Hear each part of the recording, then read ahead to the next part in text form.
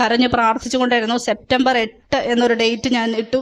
എൻ്റെ മാതാവേ, സെപ്റ്റംബർ 8-നകം എൻ്റെ കുഞ്ഞിന് എന്താണ് പ്രശ്നമെന്ന് അറിയണം, അത് മാറ്റിത്തരണം മാതാവേ എന്ന് പറഞ്ഞ് പ്രാർത്ഥിച്ചുകൊണ്ടിരുന്നു. പരിശുദ്ധ അമ്മ ജീവനോട് പ്രത്യക്ഷപ്പെട്ട ഈ അൾത്താരയിൽ പരിശുദ്ധ അമ്മയുടെ പ്രത്യക്ഷീകരണത്തിൻ്റെ സാക്ഷിയായി എന്നെ ഉയർത്തിയതിന് ദൈവത്തിന് ഞാൻ നന്ദി പറയുന്നു. എൻ്റെ പേര് രമ്യ. ഇതെൻ്റെ മോള് ഇസബൽ ട്രീസ. ഞങ്ങൾ പൂഞ്ഞാറ് നിന്നും വരുന്നു. ഞാൻ ആദ്യമായിട്ട് മാതാവിനോട് ക്ഷമ ചോദിക്കുകയാണ് ഇവിടെ സാക്ഷ്യം പറയാൻ താമസിച്ചു പോയതിന്. അപ്പം എൻ്റെ ഒരു സങ്കടകാലത്താണ് ഞാൻ മാതാവിനെക്കുറിച്ച് ആദ്യമായിട്ട് അറിയുന്നത്. അതായത് ഇതെൻ്റെ മൂത്ത മോളാണ്. ഞാൻ എൻ്റെ രണ്ടാമത്തെ കുഞ്ഞിനെ പ്രഗ്നൻ്റ് ആയിരിക്കുന്ന സമയത്ത്, ഒരു 5.5 മാസ സമയത്ത് ഒരു രാത്രിയിൽ എനിക്ക് ഭയങ്കര നെഞ്ചുവേദനയാണോ വയറുവേദനയാണോ അതെനിക്ക് കറക്റ്റായിട്ട് പറയാൻ പറ്റുന്നില്ല. അതുപോലൊരു വേദന എനിക്ക് രാത്രിയിലുണ്ടായി. രാത്രി ഹോസ്പിറ്റലിൽ പോയി. അപ്പോൾ പ്രഗ്നൻ്റ് ആയിരിക്കുന്നതുകൊണ്ട് തന്നെ ഡോക്ടർമാർ പരിശോധിച്ചിട്ട് പറഞ്ഞത് ഗ്യാസ് ട്രബിളിൻ്റെയാണ്. അത് പ്രഗ്നൻസിയിൽ നോർമലായിട്ട് കാണുന്നൊരു കാര്യമാണ്, ഡെലിവറി വരെ കാണും എന്ന് പറഞ്ഞു. അപ്പം എനിക്ക് പിന്നീട് ഇടയ്ക്കിടയ്ക്ക് ഡെലിവറി ആകുന്നതിന് മുമ്പ് തന്നെ ഇടയ്ക്കിടയ്ക്ക് ഇങ്ങനെ പെയിൻ വരും, പെട്ടെന്ന് ഹോസ്പിറ്റലിൽ പോകും, ഡ്രിപ്പിടും, പോരും, അങ്ങനെയായിരുന്നു ഉണ്ടായിരുന്നത്.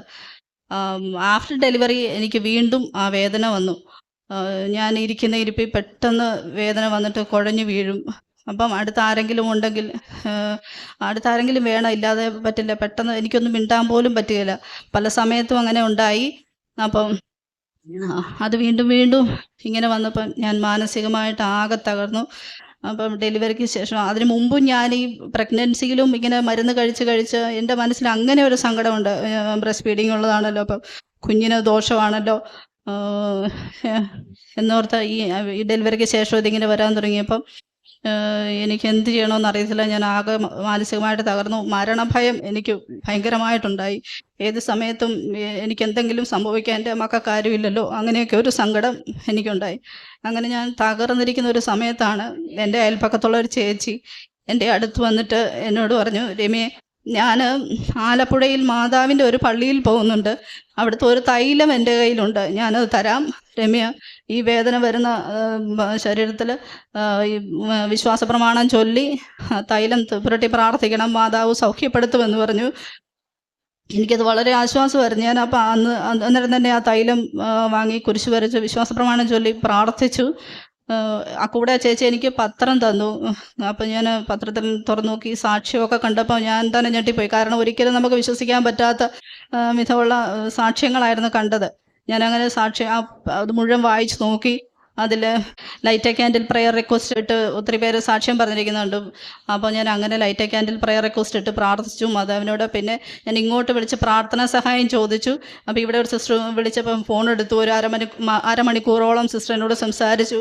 എന്നോട് പറഞ്ഞു, മോള് പേടിക്കണ്ട, ഇതൊക്കെ മാറും, ഇവിടെ വന്ന് സാക്ഷ്യം പറയണമെന്ന് പറഞ്ഞു. അപ്പം ഞാൻ ആ പത്രത്തിലെല്ലാം ഇങ്ങനെ എല്ലാവരുടെ സാക്ഷ്യം വായിക്കുമ്പോൾ അവിടെ കണ്ടൊരു ഒരു ഉടമ്പടി എടുത്തു. അപ്പോൾ എന്താണ് ഈ ഉടമ്പടി എന്ന് എനിക്ക് മനസ്സിലായില്ല. നമ്മളങ്ങനെ സാധാരണ ഉടമ്പടി എന്നുള്ളൊരു കാര്യം കാണാറില്ലല്ലോ. ഞാൻ പിന്നെ ആ ഉടമ്പടി എന്താണെന്നറിയാൻ ഞാൻ യൂട്യൂബിൽ സെർച്ച് ചെയ്തു. ധാരാളം സാക്ഷ്യങ്ങളും അച്ഛൻ്റെ ഉടമ്പടി ധ്യാനങ്ങളും ടോക്കുകളും ഒക്കെ ഞാൻ കണ്ടു. അങ്ങനെ ഉടമ്പടി എന്താണെന്ന് കൃത്യമായിട്ട് ഞാൻ മനസ്സിലാക്കി. എന്താണ് ഉടമ്പടി എടുത്തവർ ചെയ്യുന്നത്, അല്ലെങ്കിൽ ചെയ്യേണ്ടത്, എങ്ങനെയാണ് മാതാവ് ഈ ഉടമ്പടിയിൽ ഇത്ര സഡനായിട്ട് റെസ്പോണ്ട് ചെയ്യുന്നതെന്നും ഞാൻ മനസ്സിലാക്കി. എന്നിട്ട് ഞങ്ങൾ ഇവിടെ വന്ന് ഉടമ്പടി എടുത്തു. ഉടമ്പടി എടുത്ത ഉടനെ ഞാൻ ചെയ്തൊരു കാര്യം, അപ്പം അതിനു മുമ്പ് ഞാൻ ഇങ്ങനെ ഈ ഡെലിവറിക്ക് ശേഷം വേദന ഇങ്ങനെ വരുന്നപ്പം ഞങ്ങൾ മറ്റൊരു ഡോക്ടറെ കണ്ടു. അപ്പം അൾട്രാസൗണ്ട് സ്കാൻ എടുത്തപ്പോൾ ഡോക്ടർ പറഞ്ഞു, എനിക്ക് ഫാറ്റി ലിവറും ഗാൾബ്ലാഡർ സ്റ്റോണും, പിത്തസഞ്ചി കല്ലുകളും ഉണ്ടെന്ന് പറഞ്ഞു. ഫാറ്റി ലിവറിന് ഉള്ളവർക്കറിയാം SGOT SGPT ലെവൽ എനിക്ക് ബിലോ 30 നിൽക്കേണ്ടതാണ്. അത് എനിക്ക് 450ഉം 600ഉം, അപ്പം അത്രയും ഹൈ ആയിപ്പോയി. അപ്പം അങ്ങനെയാണ് ഈ വേദന വരുന്നതെന്നാണ് വിചാരിച്ചിരുന്നപ്പോൾ ഡോക്ടർ പറഞ്ഞു, പെട്ടെന്ന് നമുക്ക് ഇത് ഇത്ര ഹൈ ആയിരിക്കുന്നതുകൊണ്ട് അപ്പം ഈ SGOT SGPT ലെവൽ അല്ലെങ്കിൽ ഫാറ്റി ലിവർ നോർമൽ ആക്കണമെന്ന് പറഞ്ഞു. അങ്ങനെ അപ്പം ഫാറ്റി ലിവറിനുള്ള ട്രീറ്റ്മെൻറ്റാണ് ആദ്യം ആരംഭിച്ചത്.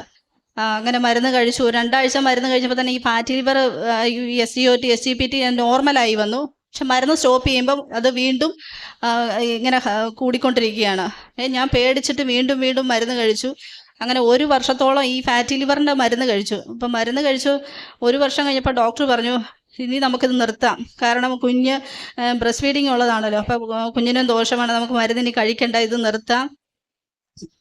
ഡോക്ടർ പറഞ്ഞ, ഞാൻ ഡോക്ടറോട് ചോദിച്ചു, ഡോക്ടറെ ഈ സ്റ്റോൺ ഇരിക്കുന്നത് കൊണ്ടാണോ ഈ വേദന? ഡോക്ടർ പറഞ്ഞു ഗാൾബാഡർ സ്റ്റോൺ അത്ര സിവിയർ പെയിനൊന്നും വരില്ല, എനിക്ക് വരുന്നത് വളരെ സിവിയർ ആയിട്ടുള്ള വേദനയാണ്, സഹിക്കാൻ പറ്റിയല്ല. അപ്പം ഡോക്ടർ പറയുന്നത് അങ്ങനെ ഒരു വേദന വരില്ല, അപ്പം ഇങ്ങനെ മരുന്ന് കഴിക്കണ്ട, ഫാറ്റി ലിവറിനുള്ള മരുന്നിന് നിർത്താം, 1 വർഷം കഴിച്ചതല്ലേ എന്ന് പറഞ്ഞു. അപ്പം അങ്ങനെ ഇവിടെ വന്ന് ഉടമ്പടി എടുത്തു കഴിഞ്ഞപ്പോൾ ഞാൻ ആദ്യം ചെയ്ത കാര്യം, ഞാൻ ആ മരുന്ന് കഴിപ്പ് നിർത്തുകയാണ് ചെയ്തത്. ഫാറ്റി ലിവറിനുള്ള മരുന്ന് കഴിക്കുന്നത് നിർത്തി. ഞാൻ ഗാൾബാഡർ സ്റ്റോണിൻ്റെ ഒരു മരുന്നും എടുത്തിട്ടില്ല. അപ്പം അങ്ങനെ ഞാൻ മരുന്ന് നിർത്തി. ഉടമ്പടി കൃത്യമായിട്ട് ഉടമ്പടി പറഞ്ഞിരിക്കുന്ന കാര്യങ്ങൾ ഫോളോ ചെയ്തു, എല്ലാ കാര്യങ്ങളും ചെയ്തു. മാതാവിനോട് മുട്ടിപ്പായിട്ട് പ്രാർത്ഥിച്ചു, മാതാവേ എൻ്റെ കുഞ്ഞുങ്ങൾക്ക് ആരുമില്ല, എനിക്ക് എന്തെങ്കിലും പറ്റിപ്പോയാൽ. അപ്പം അങ്ങനെ എനിക്ക് ഇനി മാതാവേ ഉള്ളൂ, എനിക്ക് ആശ്രയം മാതാവ് മാത്രമേ ഉള്ളൂ, മറ്റാരുമില്ല. ആരോടും പറഞ്ഞ ഇതൊന്നും മനസ്സിലാക്കാനും എനിക്ക് പറ്റുകയില്ല. അപ്പം അങ്ങനെ മാതാവിൻ്റെ അടുത്ത് പൂർണ്ണമായിട്ട് ഞാൻ ആശ്രയിച്ചു. മാതാവിനോട് മാറ്റിത്തരണമെന്ന് പറഞ്ഞു എൻ്റെ ഈ അസുഖം. എന്നിട്ട് ഒരു മാസം ഉടമ്പടി എടുത്ത് 1 മാസമൊക്കെ കഴിഞ്ഞു. എനിക്ക് ആ വേദന അങ്ങനെ വരുന്നില്ല. അല്ലെങ്കിൽ എനിക്ക് പെട്ടെന്ന് കുഞ്ഞിനെ ഒന്ന് എടുത്താലോ അത്ര ഒരു വെയിറ്റ് പോലും എനിക്ക് എടുക്കത്തില്ല, പെട്ടെന്ന് എനിക്ക് വേദന വരികയാണ് ചെയ്തുകൊണ്ടിരുന്നത്. ഞാൻ ഈ ഉടമ്പടി എടുത്ത് 1 മാസം കഴിഞ്ഞപ്പോഴാണ് ഞാൻ അങ്ങനെ ശ്രദ്ധിക്കുന്നത്, എനിക്ക് അങ്ങനെ ഒരു വേദന ഇപ്പോൾ വരുന്നില്ല. അത് കഴിഞ്ഞപ്പോൾ ഞാൻ ഒരു ദിവസം ഞായറാഴ്ച ഞങ്ങളിങ്ങനെ രാവിലെ പള്ളിയിൽ പോകാനായിട്ട്, അപ്പോൾ കുഞ്ഞിന് സൺഡേ ക്ലാസ് ഉണ്ട്, അപ്പോൾ അതിന് പോകണം. അതുകൊണ്ട് അവളുടെ കൂടെയാണ് ഞങ്ങൾ പള്ളിയിൽ പോകുന്നത്. അപ്പോൾ രാവിലെ എനിക്കിത് പെട്ടെന്ന് ഓർക്കാപ്പുറത്തൊരു വേദന ഇങ്ങനെ വന്നു. വേദന വരുമ്പോഴേ എനിക്ക് പേടിയാണ്, ഇനി കുറച്ച് സമയം കഴിയുമ്പോൾ ഞാൻ കുഴഞ്ഞു വീഴും, അതാണ് എൻ്റെ ഒരു രീതി. അന്നേരം എനിക്ക് വല്ലാത്ത വിഷമമാണ്. പക്ഷെ ഞാൻ പള്ളിയിൽ പോയില്ലെങ്കിൽ കൊച്ചു പോകില്ല. അപ്പം കൊച്ചിൻ്റെ ക്ലാസ് കളയാനും എനിക്കൊരു മടി. അതുകൊണ്ട് കൊച്ചിന് വേണ്ടിയിട്ട് ഞാനെന്നാൽ അവളുടെ ക്ലാസ് പോകണ്ടല്ലോ എന്നോർത്ത് വേദനയാണെങ്കിലും ഞാൻ റെഡിയായി. ഞങ്ങൾ പള്ളിയിൽ പോയി ഏറ്റവും പിന്നിലിരുന്നിട്ട് എനിക്ക് നിൽക്കാനൊന്നും പറ്റുന്നില്ല. ഞാൻ അവിടെ ഇരുന്നു, ഈശോയോട് കരഞ്ഞു പ്രാർത്ഥിച്ചു, ഈശോ ഈ വേദന എടുത്തു മാറ്റണം, എനിക്ക് സഹിക്കാൻ പറ്റുന്നില്ല. അങ്ങനെ ഈശോയോട് പ്രാർത്ഥിച്ചു. വിശുദ്ധ കുർബാന സ്വീകരണത്തിൻ്റെ സമയമായപ്പോൾ ഈശോയോട് ഞാൻ പറഞ്ഞു, ഈശോയെ ഞാൻ നിന്നെ സ്വീകരിക്കാൻ പോവുകയാണ്, എൻ്റെ മരുന്ന് ഇതാണ്, ഇനി ഞാൻ വേറൊരു മരുന്ന് കഴിക്കില്ല, ഈ അസുഖം ഇന്നത്തോടു കൂടി മാറണമെന്ന് പറഞ്ഞ് ഈശോയോട് പറഞ്ഞ് പ്രാർത്ഥിച്ചു. ഞാൻ വിശുദ്ധ കുർബാന സ്വീകരിച്ചു. തിരിച്ചു വന്ന് ഞാൻ ഇരുന്ന് കഴിഞ്ഞപ്പോൾ എനിക്ക് എൻ്റെ വേദന ഇങ്ങനെ കുറഞ്ഞു വന്നു. വീട്ടിൽ വരുമ്പോൾ ഞാൻ ഓക്കെ ആയി, വേദനയൊന്നുമില്ല. പിന്നെ അതങ്ങ് വിട്ടു. ഒരു മാസം കൊണ്ട് കഴിഞ്ഞിട്ടാണ് ഞാൻ ശ്രദ്ധിക്കുന്നത് എനിക്ക് ആ വേദനയില്ല. എനിക്കൊരു വെയിറ്റ് എടുത്താലൊന്നും ഒരു കുഴപ്പമില്ല, ഞാൻ അറിയാതെ പോലും വെയിറ്റ് എടുക്കുന്നു, പ്രശ്നങ്ങളൊന്നുമില്ല. അപ്പം ഞാനിങ്ങനെ ഓർത്തു, മാതാവിനോട് എങ്ങും ഇങ്ങനെ തൈലം പുരട്ടി പ്രാർത്ഥിക്കും, മാതാവേ നിനക്ക് മാത്രമേ പറ്റുള്ളൂ ഇതെടുത്ത് മാറ്റണമെന്ന് തൈലം പുരട്ടി പ്രാർത്ഥിക്കും. കഴിക്കുന്ന ഭക്ഷണത്തിലൊക്കെ ഞാൻ ഉപ്പിട്ട് കഴിക്കും, അങ്ങനെയൊക്കെ ആയിരുന്നു. അപ്പം എനിക്ക് വേദന ഇങ്ങനെ വരുന്നില്ലല്ലോ എന്ന് ശ്രദ്ധിച്ചപ്പം ഞാൻ പിന്നെ ഒരു ദിവസം ഡോക്ടറെ കണ്ടുപോയി, അൾട്രാസൗണ്ട് സ്കാൻ ചെയ്തു. സ്കാൻ എടുത്തപ്പം ഡോക്ടർ എന്നോട് ചോദിച്ചു, എന്നാ മോനെ വന്നതെന്ന് ചോദിച്ചു, എന്ത് പറ്റിയതായിരുന്നു എന്ന് ചോദിച്ചു. ഞാൻ പറഞ്ഞു, ഡോക്ടറെ എനിക്കിങ്ങനെ ഫാറ്റി ലിവർ ഉണ്ടായിരുന്നു, ഗാൾബാഡർ സ്റ്റോൺ ഉണ്ടായിരുന്നു, ഒന്നല്ല മൾട്ടിപ്പിൾ സ്റ്റോൺസ് ഉണ്ടായിരുന്നു. അപ്പോൾ ഡോക്ടർ എന്നോട് പറഞ്ഞു, ഇവിടെ ഒരു സ്റ്റോണും കാണുന്നില്ലല്ലോ. ഒന്നുമില്ല, എൻ്റെ ഫാറ്റി ലിവറും പൂർണ്ണമായിട്ടും ഭേദമായി, ഗാൾബാഡർ സ്റ്റോണും ഭേദമായി. അങ്ങനെ അമ്മ മാതാവ് വഴി ഈശോ എനിക്ക് ചെയ്തു തന്ന ഈ അത്ഭുതത്തെ ഞാൻ നന്ദി പറയുന്നു. പിന്നെ രണ്ടാമത്തെ കാര്യം എൻ്റെ ഈ മോളുടെ കാര്യമാണ്. അവൾ കഴിഞ്ഞ വർഷം സ്കൂൾ തുറന്ന ഉടനെ, ജൂൺ മാസത്തിൽ സ്കൂൾ തുറന്ന ഉടനെ ഒക്കെ ഇങ്ങനെ ക്ലാസ്സിൽ പോകുന്നു. പക്ഷേ പെട്ടെന്ന് കൊച്ചിന് ക്ഷീണം, അമ്മയെ എപ്പോഴും പറയും, അമ്മയെ വയറുവേദന. അപ്പം ഞങ്ങൾ ഓർത്ത് സ്കൂൾ തുറന്നേ ഉള്ളൂ, അപ്പോൾ സ്കൂളിൽ പോകാനുള്ള എന്തെങ്കിലും ബുദ്ധിമുട്ടുകൊണ്ടാണെന്ന് ഓർത്തു. ഇങ്ങനെ രാവിലെ സ്കൂളിൽ പോകാൻ റെഡിയായി യൂണിഫോമൊക്കെ ഇട്ടിരിക്കുന്ന കൊച്ച് പെട്ടെന്ന് കയറി കിടക്കും, ഞാൻ ഇന്ന് പോകുന്നില്ല, എനിക്ക് ക്ഷീണമാണ്. അന്നേരം എനിക്ക് ദേഷ്യം വരും. പിന്നെ ദേഷ്യപ്പെട്ട് ചിലപ്പോൾ പല ദിവസങ്ങളിലും അങ്ങനെ കുഞ്ഞിനെ സ്കൂളിൽ വിട്ടിട്ടുണ്ട്. അത് കഴിഞ്ഞിട്ട് ക്ലാസ്സിൽ പോയിട്ട് വരുമ്പോഴും ഇങ്ങനെ ക്ഷീണിച്ച് വരുന്നു, ഭക്ഷണമൊക്കെ കഴിക്കുന്നില്ല, ഭയങ്കരമായിട്ട് ആളെ കാണുമ്പോൾ തന്നെ ക്ഷീണം. ഞങ്ങൾ ഹോസ്പിറ്റലിൽ കൊണ്ടുപോയി ഡോക്ടറെ കാണിച്ചപ്പോൾ ഡോക്ടർ പറഞ്ഞു, കുഞ്ഞിനൊരു പ്രശ്നവും ഇല്ല, നിങ്ങൾ സ്കൂളിൽ ടീച്ചേഴ്സുമായിട്ടുള്ള പ്രശ്നങ്ങളാണ്, അതായത് സ്കൂളിൽ പോകാൻ ടീച്ചറുമായിട്ട് അഡ്ജസ്റ്റഡ് ആകാത്തതിൻ്റെ വിഷയമാണെന്ന് പറഞ്ഞ് സ്കൂളിൽ എന്ന് പറഞ്ഞു. ഞങ്ങൾ സ്കൂളിൽ ടീച്ചേഴ്സുമായിട്ട് സംസാരിച്ചു. അപ്പോൾ അവർ പറഞ്ഞു, സ്കൂളിൽ മറ്റ് പ്രശ്നങ്ങളൊന്നുമില്ല, മിടുക്കിയാണ്, അവളെ വഴക്ക് പറയേണ്ട ഒരു ആവശ്യവും. പിന്നെന്താ, അവളെ ഇടയ്ക്കിടയ്ക്ക് ഇവിടെയും വേദനയാന്ന് പറഞ്ഞ് ക്ലാസ്സിൽ കിടക്കുന്നുണ്ടെന്ന് പറഞ്ഞു. അങ്ങനെ ഇരുന്നു. പിന്നെ ക്ലാസ് ഇല്ലാത്ത ദിവസങ്ങളിലും കുഞ്ഞിങ്ങനെ നിരന്തരം അമ്മയെ വയറുവേദന പറഞ്ഞുകൊണ്ടിരിക്കുന്നു. അങ്ങനെ ഞങ്ങൾ ഹോസ്പിറ്റലിൽ കൊണ്ടുപോയി പല പീഡിയാട്രിഷ്യന്മാരെയും കുഞ്ഞിനെയും കാണിച്ചു. അപ്പോൾ അവരൊക്കെ പറയുന്നത് കൊച്ചിന് സ്കൂളിൽ പോകാനുള്ള എന്തോ ബുദ്ധിമുട്ട് കൊണ്ടാണ്, മറ്റ് ശാരീരിക പ്രശ്നങ്ങളല്ല എന്നാണ് പറഞ്ഞത്. അങ്ങനെ അവസാനം ഞങ്ങളിത് മാറാതിരുന്നിട്ട് എന്നും മാതാവിനോട് പ്രാർത്ഥിക്കും. കുഞ്ഞിൻ്റെ വയറ്റിൽ തൈലം പുരട്ടി വിശ്വാസ പ്രമാണം ചൊല്ലി പ്രാർത്ഥിക്കും. അവൾ ഉറങ്ങുവോളം ചില ദിവസങ്ങളിൽ ഞങ്ങളിങ്ങനെ പ്രാർത്ഥിച്ചുകൊണ്ടേയിരിക്കും. അങ്ങനെ പ്രാർത്ഥിച്ച് തന്നെ പല ദിവസവും ഉറക്കിയതുണ്ട്. അപ്പം അങ്ങനെ ഇരുന്ന സമയത്ത് പിന്നെ പീഡിയാട്രിഷ്യന്മാരെ കാണിക്കുമ്പോൾ അവർ പറഞ്ഞ കുഞ്ഞിന് യാതൊരു പ്രശ്നങ്ങളും ഇല്ല. ഞങ്ങൾക്കറിയാമല്ലോ കുഞ്ഞിന് പ്രശ്നമുണ്ടെന്ന്. അവളിങ്ങനെ ഭക്ഷണം കഴിക്കുന്നില്ല, വെയിറ്റ് കണ്ടമാനം റെഡ്യൂസ് ചെയ്യുന്നു. അങ്ങനെയൊക്കെ ഇരുന്ന സമയത്ത് പിന്നെ ഞങ്ങൾ കോട്ടയം കാരിത്താസിലെ കുഞ്ഞിനെ കൊണ്ടുപോയി അവിടെ ഗ്യാസ്ട്രോയെ കാണിച്ചു. അവിടെ കാണിച്ചപ്പം അവിടെ അൾട്രാസൗണ്ട് സ്കാൻ എടുത്തു. അപ്പം സ്കാനിങ്ങിന് കയറുന്നതിന് മുമ്പ് ഞാൻ കാരിത്താസ് ഹോസ്പിറ്റലിൻ്റെ ചാപ്പലിൽ കയറി മുട്ടുകുത്തി നിന്ന് മാതാവിനോട് പ്രാർത്ഥിച്ചു, മാതാവേ എൻ്റെ കൊച്ചിൻ്റെ അസുഖം എന്താണെന്ന് മനസ്സിലാകണം, അത് മെഡിസിൻ ഉപയോഗിച്ച് മാറുന്നതായിരിക്കണം, ഇവിടെ നിൽക്കണം മാതാവേ എന്ന് പറഞ്ഞ് പ്രാർത്ഥിച്ചു.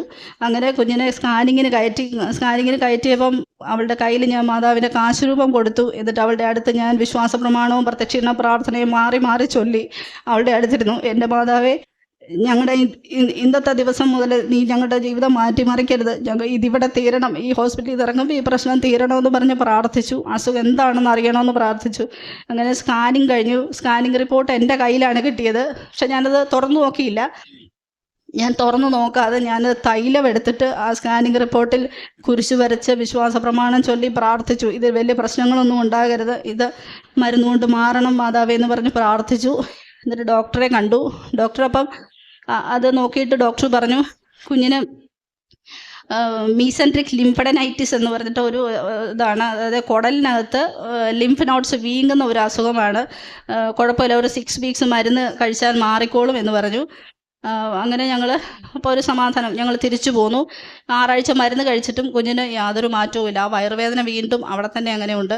ഇപ്പോഴും വയറുവേദന പറഞ്ഞ് വീണ്ടും കരയുന്നു. അങ്ങനെ ഇരിക്കുന്ന സമയത്ത് ഒരു ഇപ്പം ജൂണിൽ തുടങ്ങിയതാണ് കുഞ്ഞിനെ ഈ വയറുവേദന. സെപ്റ്റംബർ മാസമായി. സെപ്റ്റംബർ ഒരു ഫസ്റ്റ് വീക്കാണ്. അപ്പം ഞാൻ മാതാവിൻ്റെ ദിവസങ്ങളാണല്ലോ, അപ്പം മാതാവിനോട് ഞാനിങ്ങനെ കരഞ്ഞ് പ്രാർത്ഥിച്ചു കൊണ്ടായിരുന്നു. സെപ്റ്റംബർ 8 എന്നൊരു ഡേറ്റ് ഞാൻ ഇട്ടു. എൻ്റെ മാതാവേ, സെപ്റ്റംബർ 8-നകം എൻ്റെ കുഞ്ഞിന് എന്താണ് പ്രശ്നമെന്ന് അറിയണം, അത് മാറ്റിത്തരണം മാതാവേ എന്ന് പറഞ്ഞ് പ്രാർത്ഥിച്ചു കൊണ്ടിരുന്നു. അങ്ങനെ സെപ്റ്റംബർ 8-ാം തീയതി രാവിലെ ഒരു 8 മണിയായി. ഞങ്ങളിങ്ങനെ സങ്കടപ്പെട്ടിരിക്കുകയാണ്. ഞങ്ങളൊരു ഭക്ഷണം പോലും വീട്ടിലുണ്ടാക്കിയിട്ടില്ല. കാരണം കൊച്ചു തലേ രാത്രിയും കരഞ്ഞിട്ടാണ് കിടന്നുറങ്ങിയത്. അപ്പം അന്നേരം ഞങ്ങളിങ്ങനെ സങ്കടപ്പെട്ടിരിക്കുമ്പോൾ അവൾ കരഞ്ഞുകൊണ്ട് എഴുന്നേറ്റ് വന്നു, അമ്മേ വയറുവേദനയാണ്. അപ്പം ആകെപ്പാടെ തകർന്നിരിക്കുകയാണ്. അന്നേരം എൻ്റെ ഹസ്ബൻഡിൻ്റെ ഒരു കൊളീഗ് അദ്ദേഹത്തെ വിളിച്ചിട്ട് പറഞ്ഞു, ഞാൻ എൻ്റെ വൈഫിൻ്റെ ഫോൺ കൊടുക്കാം, നിങ്ങളൊന്ന് സംസാരിക്കുക. അതായത് ആ ചേച്ചി നേഴ്സാണ്. അപ്പം അവരോടൊന്ന് സംസാരിക്കാൻ പറഞ്ഞു. കുഞ്ഞിൻ്റെ കാര്യം അവർക്കൊക്കെ അറിയാം. അപ്പോൾ അവരൊക്കെ ഇങ്ങനെ ഓഫീസിൽ എപ്പോഴും സംസാരിക്കും, കുഞ്ഞിൻ്റെ കാര്യങ്ങൾ എപ്പോഴും ചോദിക്കും, എങ്ങനെയുണ്ടോ, കൊച്ചിന് മാറിയോ, എന്താ പ്രശ്നം എന്നൊക്കെ ചോദിക്കും. അപ്പോൾ അങ്ങനെ അവർ അറിഞ്ഞ കാര്യം വീട്ടിൽ ചെന്നിങ്ങനെ ഭാര്യയുമായിട്ട് സംസാരിച്ചതാണ്. അപ്പോൾ ആ ചേച്ചി നേഴ്സായതുകൊണ്ട് അവർ ഞങ്ങളെ അന്ന് സെപ്റ്റംബർ 8-ാം തീയതി രാവിലെ അവർ ഞങ്ങളെ വിളിക്കുന്നു, എന്താ പറ്റിയത് കൊച്ചിന്, എനിക്ക് ആ റിപ്പോർട്ട്സൊക്കെ ഒന്ന് എനിക്ക് പരിചയമുള്ള ഒരു ഡോക്ടറുണ്ട്, ഞാനൊന്ന് കാണിക്കട്ടെ എന്ന് പറഞ്ഞ് അവർ ഞങ്ങളോട് റിപ്പോർട്ട്സൊക്കെ വാങ്ങിച്ചു. എന്നിട്ട് ഒരു 10 മണിയായപ്പം അവർ ഞങ്ങൾക്ക് ഡോക്ടറുടെ പ്രിസ്ക്രിപ്ഷൻ അടക്കം ഞങ്ങൾക്ക് അയച്ചു തന്നു. എന്നിട്ട് പറഞ്ഞു, നിങ്ങൾ ഈ മരുന്ന് വാങ്ങി കുഞ്ഞിന് കൊടുക്കണം, അവർക്ക് ഭേദമായിക്കോളും. എന്താ കുഴപ്പമെന്ന് വെച്ചാൽ കാരിത്താസിൽ നിന്ന് അവർ മെഡിസിൻ തന്നത് ഈ കുഞ്ഞിന് കുറച്ച് വയറുവേദന, അതിലൊക്കെ ആ ലിംഫ് നോട്ട്സിൻ്റെ വീക്കം കുറച്ച് സീരിയസ് ആയിപ്പോയി. അതുകൊണ്ട് മസ്റ്റായിട്ടും ആൻറ്റിബയോട്ടിക് എടുക്കേണ്ടിയിരുന്നു. പക്ഷേ കാരിത്താസിൽ നിന്ന് ആൻറ്റിബയോട്ടിക് നമുക്ക് തന്നില്ല. അതാണ് അവളുടെ വേദന കുറയാതിരുന്നത്. അപ്പോൾ അവൾക്കത് കുറച്ച് സീരിയസ് ആയിപ്പോയി. അപ്പോൾ ഈ ഡോക്ടർ ഞങ്ങൾക്ക് ആൻറ്റിബയോട്ടിക് തന്നു. അത് ഒരു 8 ദിവസം കഴിക്കണമെന്ന് പറഞ്ഞു. 2 ദിവസം ആ മരുന്ന് കഴിച്ചപ്പോഴത്തേക്കും കുഞ്ഞിൻ്റെ പ്രശ്നങ്ങളൊക്കെ വേദനകളൊക്കെ മാറി. അവൾ ഓക്കെ ആയി, മിടുക്കിയായി. ഇപ്പം യാതൊരു കുഴപ്പമില്ല. ഞാൻ കുഞ്ഞിനെയും കൊണ്ട് വന്ന് മാതാവിൻ്റെ അടുത്ത് സാക്ഷ്യം പറഞ്ഞോളാമെന്ന് പറഞ്ഞിരുന്നു. അപ്പോൾ അതിന് പ്രകാരമാണ് മോളെയും കൊണ്ട് വന്നത്. പിന്നെ എൻ്റെ അടുത്ത സാക്ഷ്യം, എൻ്റെ അപ്പനും അമ്മയ്ക്കും, ഞങ്ങൾ 4 മക്കളാണ്. ഞങ്ങൾ 3 പെൺപിള്ളേരും ഒരു ആൺകൊച്ചും. ഞങ്ങളുടെ 3 പെൺപിള്ളേരുടെയും കല്യാണം കഴിഞ്ഞപ്പോൾ സ്വാഭാവികമായിട്ടും അപ്പനും അമ്മയും വലിയ കടത്തിലായി. അപ്പോൾ ഒരു 7.5 ലക്ഷത്തോളം കടം, ബാങ്കിൽ നിന്ന് ലോൺ എടുത്തതായിട്ടും ഒക്കെ ആയിട്ട് ഒരു 7.5 ലക്ഷത്തോളം കടം ഇങ്ങനെ വന്ന് നിൽക്കുകയാണ്. ബാങ്കിൽ നിന്ന് നിരന്തരം വിളി വരുന്നു, ഒരു രക്ഷയിൽ അടയ്ക്കാൻ ഒരു മാർഗവുമില്ല. അങ്ങനെ ഇരിക്കുന്ന സമയത്ത് അപ്പം അമ്മ പല ലോണിനും, അപ്പം എൻ്റെ അമ്മ സ്കൂൾ ടീച്ചറാണ്, പല ലോണിനും ശ്രമിച്ചെങ്കിലും സിബിൽ സ്കോർ കുറവായതുകൊണ്ട് ലോണൊന്നും കിട്ടില്ല എന്ന് പറഞ്ഞു. അങ്ങനെ ഇരിക്കുന്ന സമയത്ത് ഞാനൊരു ദിവസം ഇങ്ങനെ നമുക്കൊരു സമാധാനമില്ല. കാരണം അപ്പനും അമ്മയും സങ്കടപ്പെടുന്നത് സഹിക്കാൻ പറ്റില്ല. അപ്പം ഞാനൊരു ദിവസം രാവിലെ മറ്റൊന്നും എനിക്ക് ചെയ്യാനും പറ്റില്ല. എനിക്ക് ചെയ്യാൻ പറ്റുന്ന ഇത്രയേ ഉള്ളൂ. ഞാനൊരു ദിവസം രാവിലെ കുഞ്ഞുങ്ങളെ സ്കൂളിൽ വിട്ടിട്ട് ഞാൻ അടുത്തുള്ള പള്ളിയിൽ പോയി മാതാവിൻ്റെ മുമ്പിൽ പോയി കൈ വിരിച്ച് പിടിച്ച് നിന്ന് മുട്ടുകുത്തു നിന്ന് ജപമാല ചൊല്ലി പ്രാർത്ഥിച്ചു. മാതാവേ, ഈ വിഷയത്തിൽ നീ ഇന്ന് ഇടപെടണം. ഇന്ന് ഈ സാമ്പത്തിക ബുദ്ധിമുട്ട് തീരണം. ഇന്ന് ഈ പ്രശ്നം ഇവിടെ തീരണമെന്ന് പറഞ്ഞു. എങ്ങനെ പറഞ്ഞു എന്ന് എനിക്കറിയത്തില്ല. കാരണം ഇത്രയും ലക്ഷങ്ങളുടെ കടം ഇന്ന് തീരണമെന്ന് എന്തർത്ഥത്തിലാണ് പറഞ്ഞതെന്ന് എനിക്കിപ്പോഴും അറിയില്ല. ഞാൻ അങ്ങനെ പറഞ്ഞു, മാതാവേ, ഇന്ന് നീ ഇടപെടണം, ഇവിടെ തീരണം ഈ കടം, ഞങ്ങൾക്ക് പറ്റില്ല അല്ലാതെ എന്ന് പറഞ്ഞു. എന്നിട്ട് ഞാൻ പള്ളിയിൽ നിന്നിറങ്ങി, നല്ല വെയിലാണ്, പള്ളിയിൽ നിന്നിറങ്ങി ഞാൻ കൽക്കുരിശിൽ വന്ന് ആ കൽക്കുരിശിൽ പിടിച്ചുകൊണ്ട് ആ വെയിലത്തു നിന്ന് ഞാൻ കരഞ്ഞ് പ്രാർത്ഥിച്ചു. ഈശോയെ, അപ്പം എൻ്റെ ഈശോ ആ കുരിശിൽ കിടക്കുന്നുള്ള ഒരു ഉത്തമ ബോധ്യം എനിക്കുണ്ടായിരുന്നു. ഞാൻ ഈശോയോട് പ്രാർത്ഥിച്ചു, ഈശോ നീ ഇന്ന് ഇടപെടണം, ഞങ്ങൾക്ക് വേറെ ആരും സഹായത്തിനില്ല, ഈ സാമ്പത്തിക ബുദ്ധിമുട്ട് ഇന്ന് തീർത്തു തരണമെന്ന് പ്രാർത്ഥിച്ചു മാതാവിനോട്. എന്നിട്ട് ഞാൻ വീട്ടിൽ പോയി. ഒരു വൈകുന്നേരം ഒരു 4:30 ആയപ്പം അമ്മ എന്നെ വിളിച്ചു. എടി, ഇങ്ങനെ ഒരു ബാങ്കിൽ നിന്ന് എനിക്കൊരു കോള് വന്നു, നിങ്ങൾക്ക് ലോൺ വേണോ എന്ന് ചോദിച്ചൊരു കോള് വന്നു.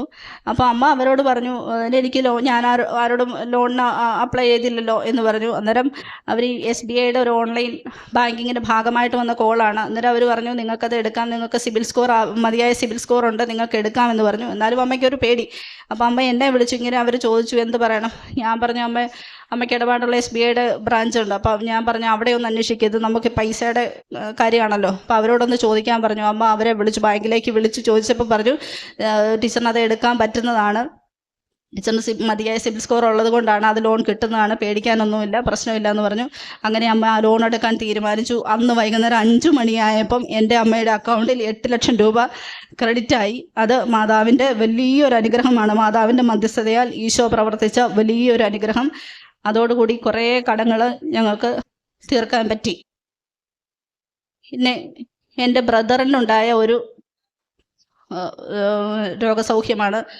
അതായത് അവന് കുറേ വർഷങ്ങൾക്ക് മുമ്പ് അവനൊന്ന് പേടിച്ചതാണ്. ഞങ്ങളുടെ വീടിനടുത്ത് തന്നെ ഒന്ന് പേടിച്ചു. സന്ധ്യ മയങ്ങിയപ്പോൾ പുറത്തു പോയിട്ട് അവൻ അലറി കരഞ്ഞുകൊണ്ടാണ് വീടിനകത്തേക്ക് വന്ന് വീഴുകയാണ് ചെയ്തത്.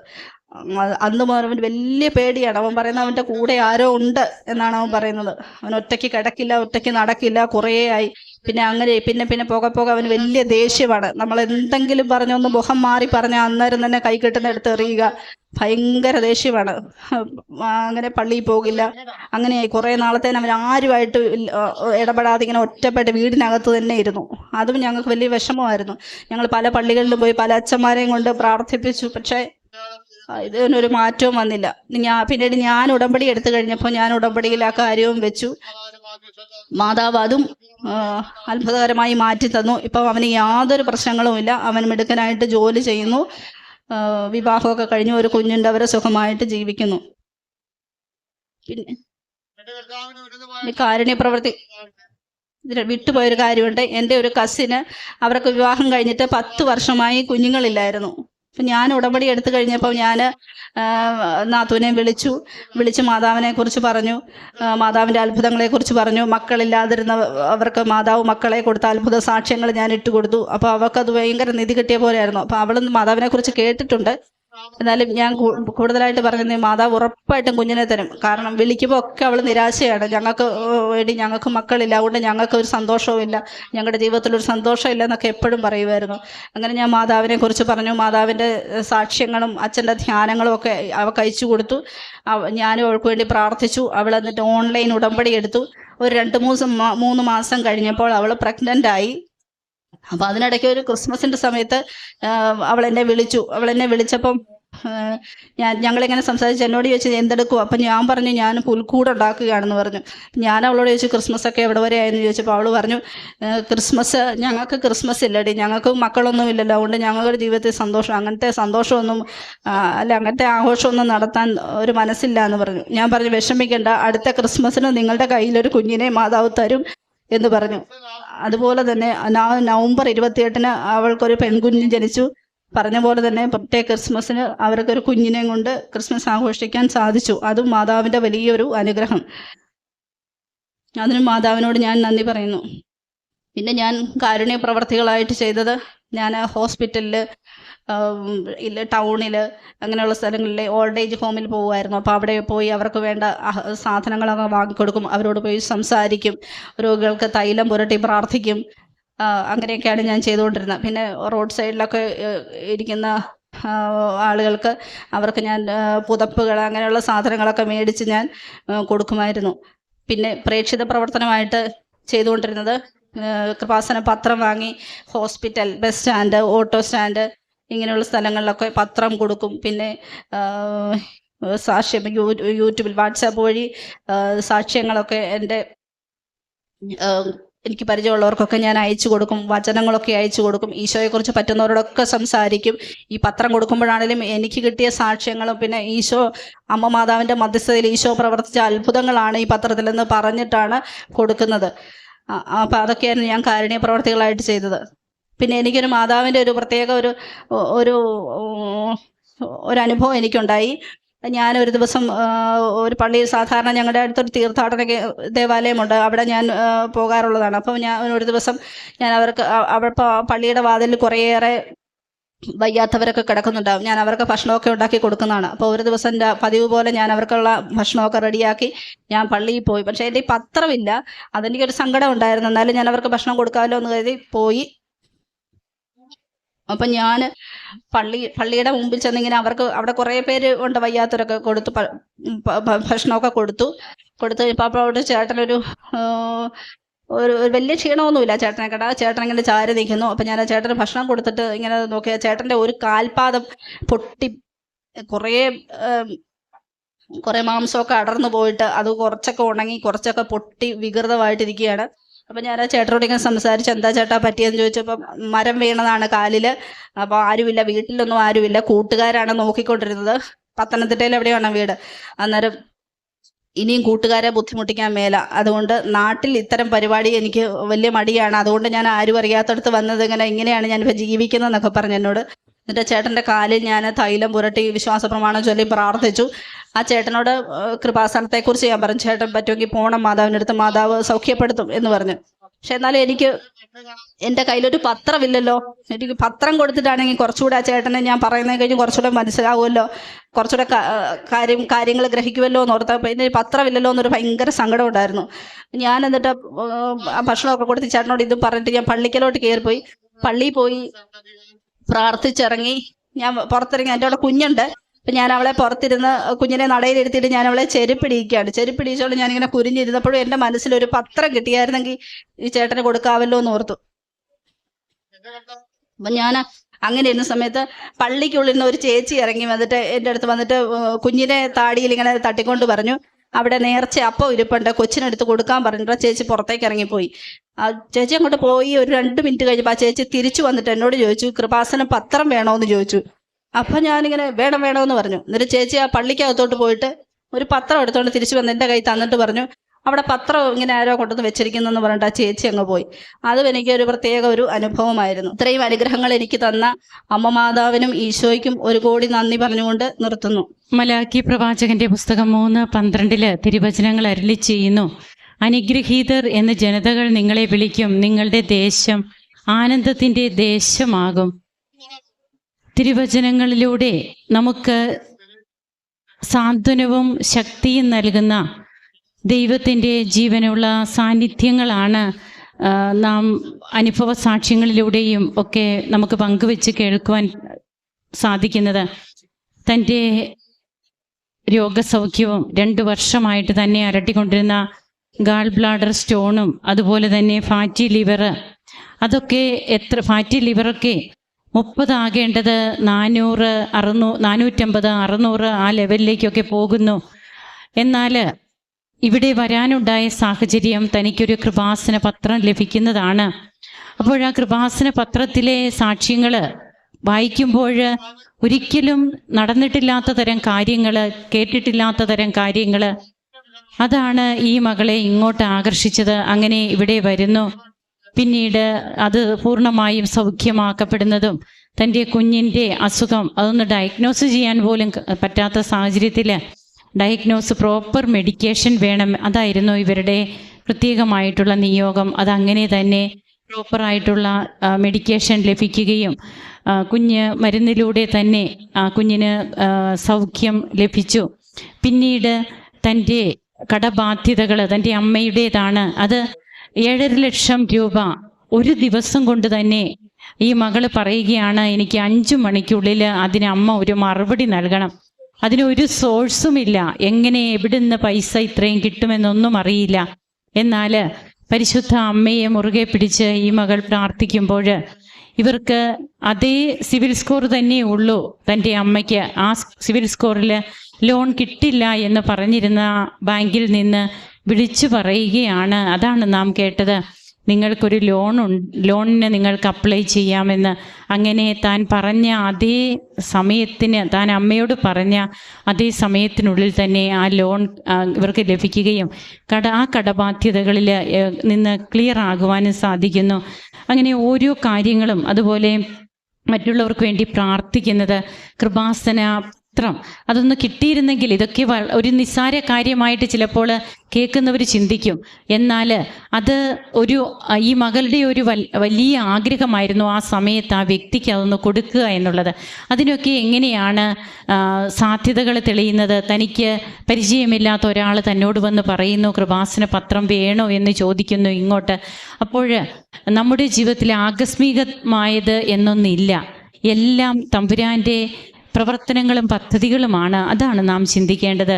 ഉടമ്പടി എടുത്തതിന് ശേഷം തനിക്ക് വന്ന മാറ്റങ്ങൾ, കൗദാശിക ജീവിതത്തിൽ താങ്കൾ എത്രമാത്രം വളർന്നു, അതുപോലെ ഓരോന്നിനും ഈശോയോട് ചോദിച്ചുകൊണ്ട് തന്നെ മുമ്പോട്ട് പോകുവാൻ എന്ത് ചെയ്യണം, അടുത്ത സ്റ്റെപ്പ് എന്ത്, അങ്ങനെ ചോദിക്കുവാനുള്ള ഒരു സ്വാതന്ത്ര്യവും ചോദിക്കുവാനുള്ള ഒരു ഹൃദയവും മനസ്സുമൊക്കെ ഉടമ്പടി എടുത്ത മക്കൾക്ക് മാത്രം സ്വന്തമായി കിട്ടുന്നതാണ്. ഈ കുടുംബത്തിന് ലഭിച്ച എല്ലാ നന്മകൾക്കും നമുക്ക് കരങ്ങളടിച്ച് ഈശോയ്ക്കും അമ്മയ്ക്കും നന്ദി പറയാം. യേശുവേ നന്ദി, യേശുവേ സ്തുതി, യേശുവേ ആരാധന.